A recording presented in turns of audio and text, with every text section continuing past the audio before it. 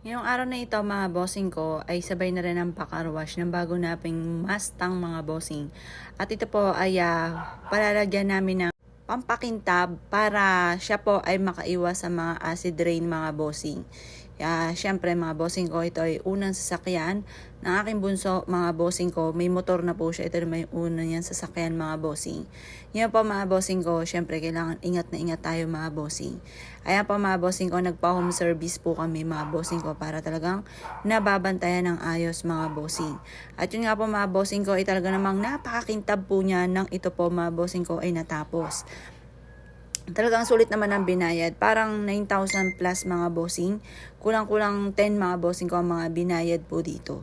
Ngayon pa mga bossing yan, sinisipat-sipat kung ano po yung mga nalikdangan kasi kailangan daw po pulido para hindi makapasok ang tubig.